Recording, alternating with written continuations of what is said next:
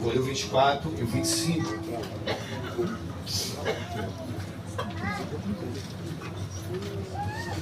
Antes de ler, diz a Bíblia que Jesus estava reunido com seus discípulos no cenáculo.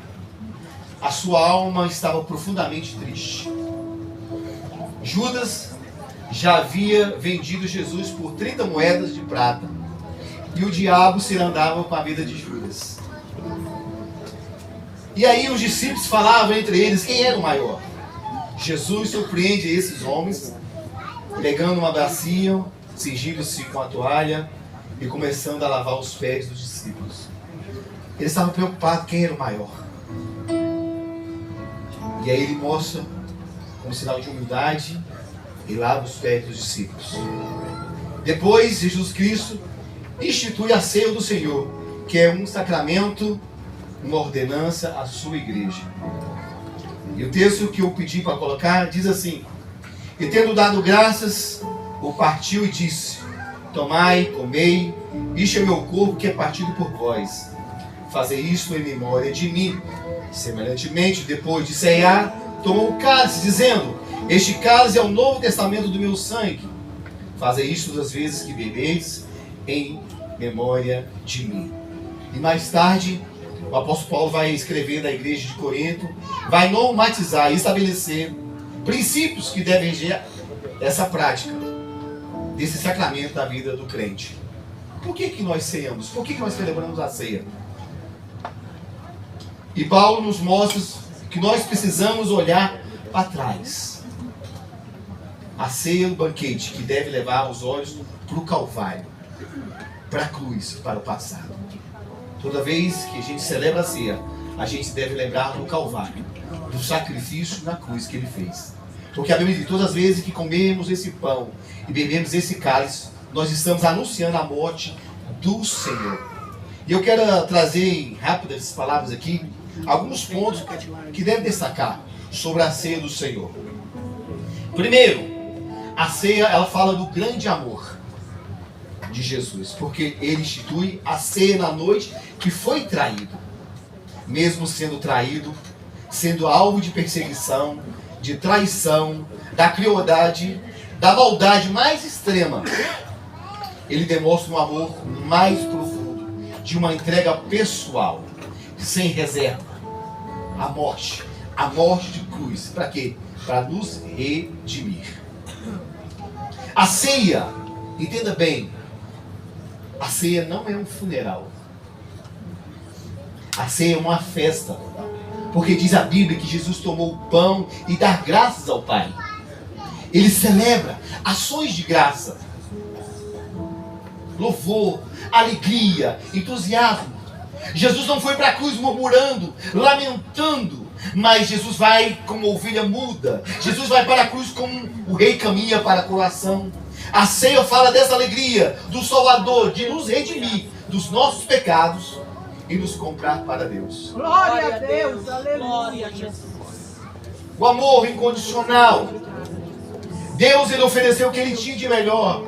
Ele ofereceu o que tinha de melhor por nós. Ele ofereceu o seu único filho para morrer no meu e seu lugar, para nos redimir dos nossos pecados, porque a morte era para ser minha e sua, mas ele morreu no meu e no seu lugar.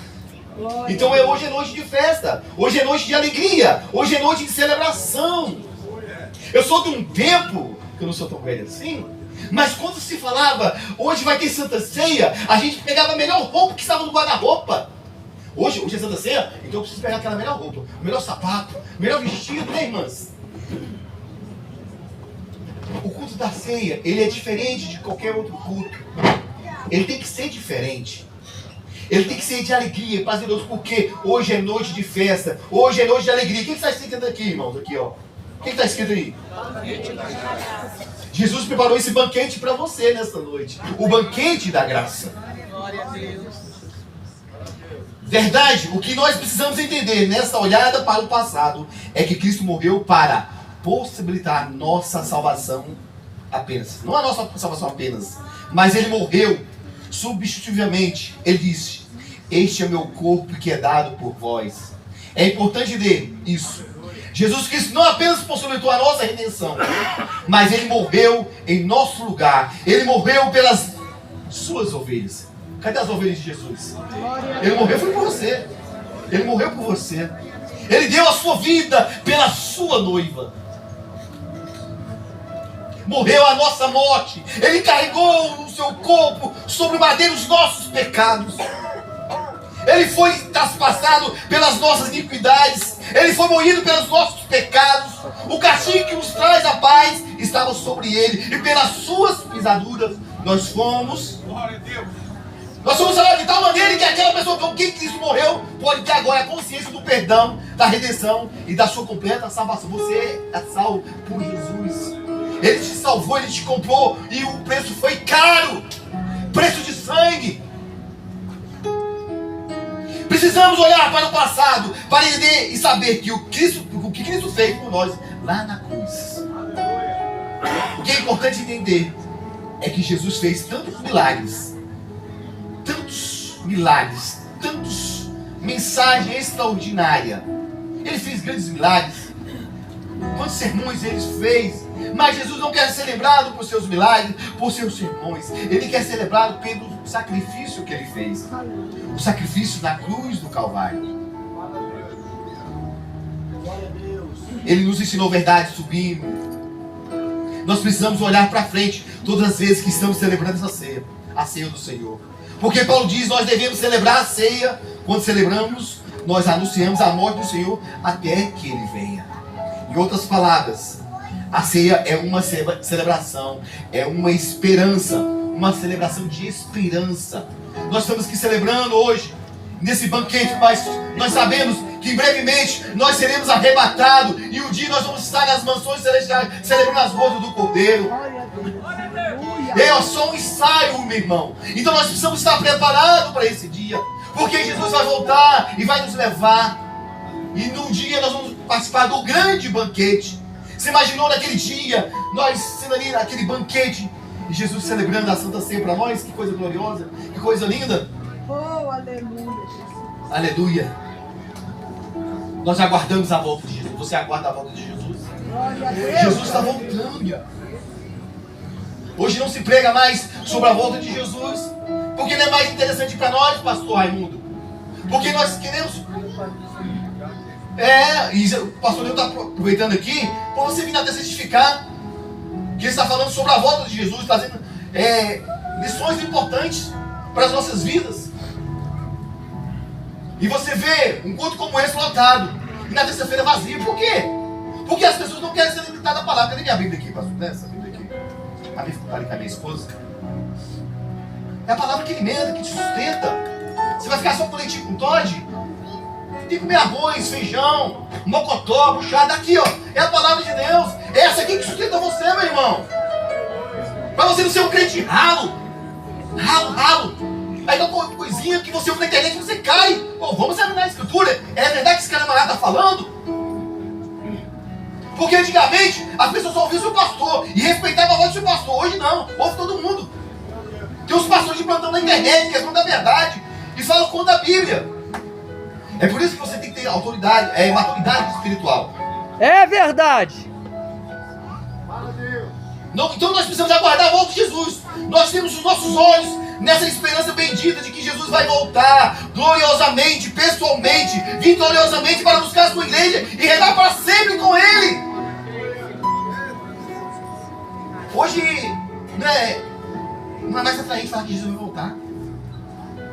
Jesus vai te abençoar. Claro que Jesus vai nos abençoar, Ele vai nos prosperar. Eu falo que Deus quer agradar o desejo do nosso coração. Agrada-te do Senhor e Ele satisfará o desejo do seu coração. Mas você tem que entender que nós estamos aqui de passagem, meu irmão. E as pessoas, não, Jesus pode demorar mais um pouquinho para voltar. Eu nem casei ainda, preciso casar. Não me formei ainda, preciso passar no curso de medicina.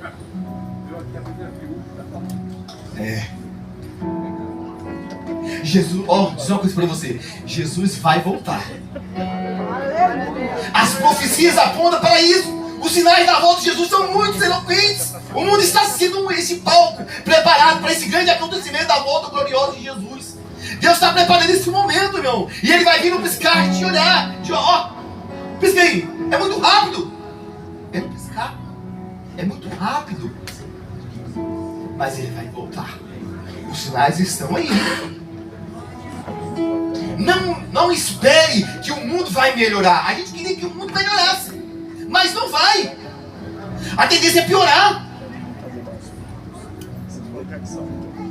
Nós precisamos entender, além de olharmos para trás, para a cruz, além de olharmos para frente, para a segunda vinda, nós também precisamos olhar para dentro. Preciso olhar para dentro. Isso é um momento de reflexão. A ceia do Senhor é um momento de alta reflexão, de exame pessoal, de arrependimento e de voltar para Deus. A Bíblia diz ainda que nós precisamos examinar nós mesmos, porque de fato a ceia é uma festa e temos que perguntar então: eu tenho vida para participar dessa festa? Eu conheço o dono dessa festa? Você conhece o dono dessa festa, irmão? Você conhece ele? Eu tenho apetite espiritual para saborear as iguarias dessa festa? Eu tenho vestes preparadas, lavadas, alvos de justiça para participar desse banquete? Eu tenho vida para participar desse banquete? Nós precisamos entender que a ceia é o verdadeiro alimento espiritual.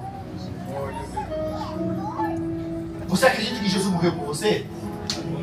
Você acredita que Ele morreu por você? Você acredita que Ele morreu pelos seus pecados? Glória a Deus.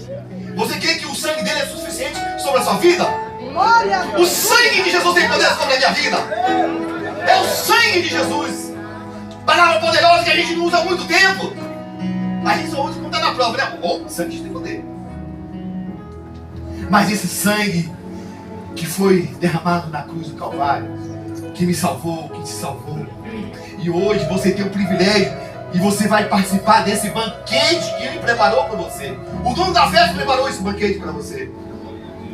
Porque se eu for participar da ceia sem essas convicções e sem essas verdades reais em minha vida, eu estarei participando da ceia do Senhor de forma indigna e serei réu do corpo do Senhor.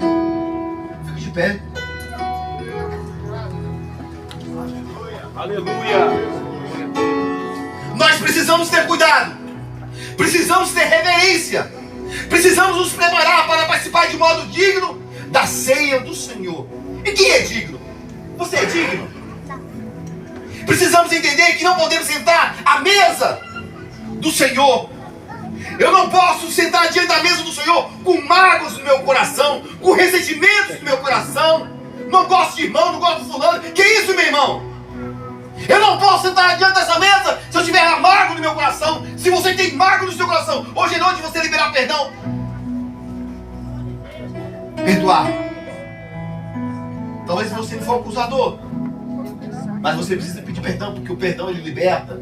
Talvez o perdão não é nem para outra pessoa, o perdão é para você mesmo. Então você não pode sentar à beira da mesa com mágoas, com ressentimentos no seu coração, com reservas em relação ao seu irmão, nutrido de ressentimento na minha alma. Eu preciso perdoar para poder ser perdoado. Eu preciso amar para ser amado. É o que você planta, você vai colher, meu irmão. O que você está plantando? O grande problema é que a gente fala que Jesus é amor, mas a gente não ama as pessoas. Um amor sem julgamento. Não olhar para os problemas, mas dizer: Jesus te ama e eu quero te mostrar esse amor, não em palavras, mas em atitudes. Temos que parar de ser hipócritas. Jesus te ama, só Jesus te ama, mas o amor de Jesus quer ser verbalizado através da sua vida, da sua conduta.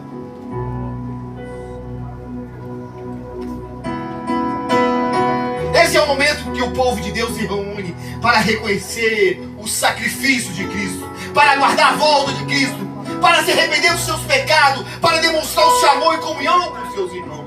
Essa é uma noite de comunhão uns com os irmãos. Eu não posso sentar à mesa enquanto eu não pedir perdão. Para quem você deve pedir perdão? para Deus, você pode pedir. O seu irmão, aproveite o momento.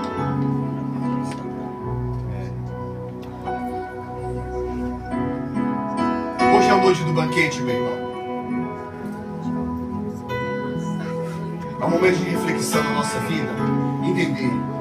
Será que como eu estou procedendo, eu posso sentar diante da mesa? Mas o nosso Deus, Ele é amor, Ele te perdoa. Nós vamos entender que nós estamos aqui de passagem. Um alto preço foi pago na cruz do Calvário. Jesus morreu por mim e por você. Eu estava conversando hoje com a minha esposa, porque o grande problema hoje da sociedade é eu. É o eu. É o eu. Jesus precisa ser o centro das nossas vidas. E quando você for o centro, nada vai acontecer. Mas no momento que Jesus for o centro da sua vida, meu irmão, se prepare para viver o extraordinário da sua vida. Aleluia. Jesus o centro, só Ele. A honra, a glória, é tudo para Ele. Glória. Somente para Ele. É só Ele. Não porque não. É Jesus. Ah, se não fosse Jesus na minha vida. Ah, se não fosse o amor de Deus. Porque nós éramos miseráveis. O que te faz merecer o céu? Por que você deve ir para o céu? Se Jesus voltar hoje, se você sobe ou fica? São perguntas que você tem que responder para você mesmo.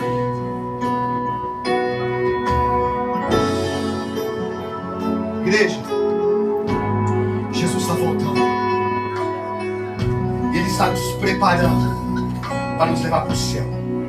Mas enquanto Ele não voltar, nós precisamos fazer o ID de Jesus. Nós estamos aqui numa noite de festa, de celebração, sendo grato a Deus. Mas tem muitas pessoas que não conhecem esse Jesus. E por que não conhece? Porque a gente não está falando, porque a gente não está anunciando.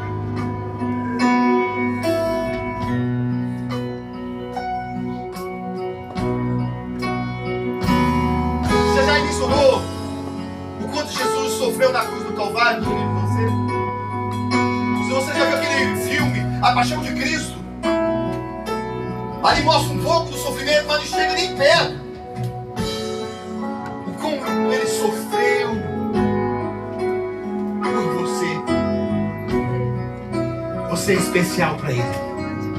Ele te ama muito, meu filho. Ele não abre mão de você. Jesus quer ser o centro da sua vida. Coloque Jesus no centro da sua vida e se prepare para o que Deus vai fazer. Vamos cantar agora. Aproveite esse momento, esse louvor. Seja grato ao Senhor por tudo que Ele tem feito na sua vida. Senhor, obrigado pelo privilégio de estar aqui